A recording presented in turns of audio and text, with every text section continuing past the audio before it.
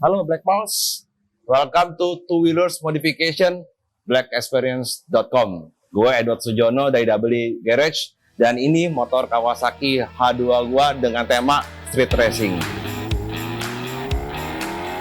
Gua saat ini tergabung di komunitas Jakarta Bikers Community dan Jakarta Wheelie Maniac. Nah, kegiatan-kegiatan yang biasa kita lakukan adalah kita sunmori dan kita sesekali kita masuk ke track day yaitu di Sentul untuk latihan bareng.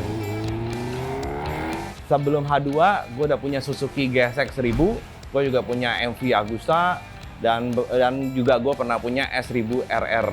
H2 itu sangat kencang, dan gue juga demen dengan suara supercharge-nya, dan itu yang bikin gue kepincut untuk memiliki H2.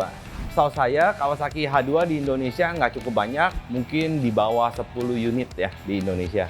Jadi alasannya gue kenapa milih H2 ini karena dari sektor bodinya aja udah keren banget, modelnya udah seperti race bike dengan mesinnya yang supercharge. Nah itu yang baru satu-satunya di Indonesia yang motor bermesin supercharge, dan itu yang bikin H2 ini benar-benar menarik untuk gue pakai, untuk gue pinang dan modifikasi secara total. Aliran modifikasi H2 ini lebih ke arah ke superbike, ke sport bike, ke motor balap lah. Jadi kita adopsi ini dari motor-motor GP dan kita jadiin motor ini benar-benar kayak pertarung jalanan. Step pertama di motor ini yaitu di bagian kaki-kaki dulu, yaitu di bagian shock breaker dan di bagian rem dan di bagian pelek. Baru habis itu lanjut ke body carbon dan lain-lainnya. Oke, jadi alasannya kenapa gue pakai body carbon ini karena H2 yang tipe karbon itu emang belum masuk ke Indonesia dan mahal banget. Jadi gue mengadopsi pakai body carbon karena untuk mengikuti H2 yang tipe karbon. Dan karbon ini juga lebih enteng dan pastinya lebih eye catching ya untuk dilihat saat lagi riding jalan.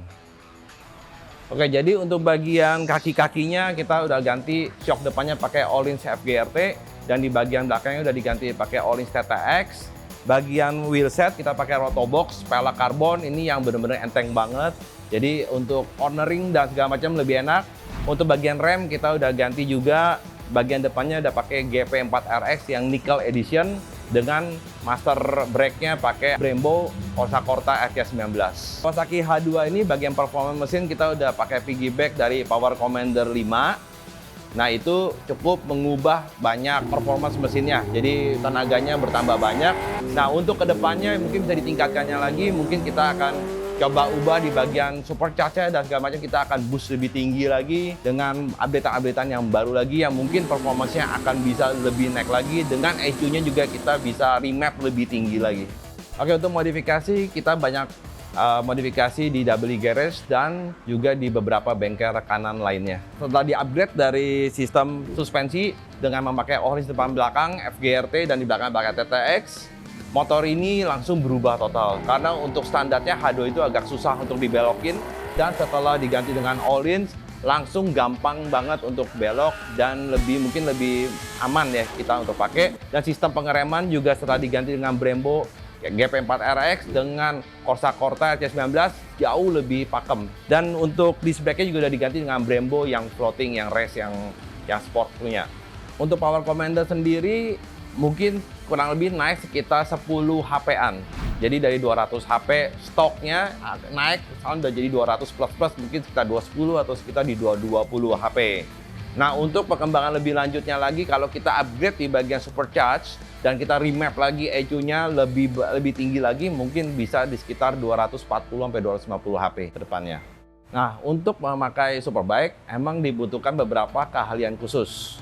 Jadi sebenarnya kalian ini harus membiasakan diri dari CC yang lebih kecil dulu, baru mulai naik kelas ke CC yang lebih besar supaya tidak kaget dengan torsi atau dengan power dari motor-motor yang superbike seperti ini. Dan khususnya di H2 ini emang nggak bisa sembarangan orang pakai, karena H2 ini cukup berbahaya dari segi torsi dan segi powernya. Dia sekali gas, salah gas, motor langsung naik dengan tinggi banget kepalanya. Jadi beberapa tips dari kita untuk para teman-teman yang mau upgrade motornya menjadi cc lebih tinggi, biasakan dulu di cc-nya yang sekarang naik perlahan-lahan. Dari 250 cc naiklah ke 600 cc, 600 cc naik ke 800 cc, baru ke 1000. Nah di situ baru kita bisa menikmati motor yang sedang kita pakai. Karena kalau dari 250 cc langsung ke 1000, pasti akan mengagetkan dari ridernya sendiri. Oke, untuk budget modifikasi di Kawasaki H2 ini udah menyentuh harga sekitar 200 jutaan.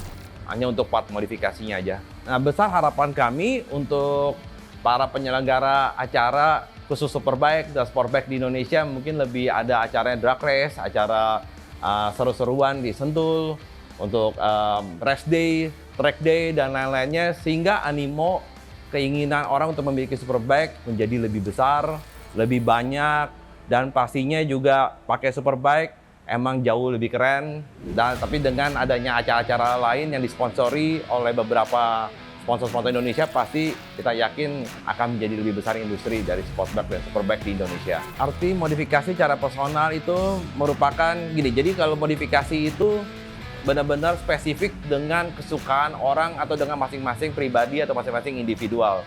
Ada yang personalnya suka warna-warni, akan mengubah motor menjadi warna-warni. Ada orang suka dengan tampilan racing look atau dengan Superbike look, akan bikinnya dengan lebih ke single tone seperti karbon dan lain-lainnya. Dan itu modifikasi itu adalah jati diri dari seorang pemilik. Oke, Breakpost, sekian dulu penjelasan dari modifikasi Kawasaki H2 Go ini. Ikuti terus perkembangan modifikasi lainnya hanya di blackexperience.com.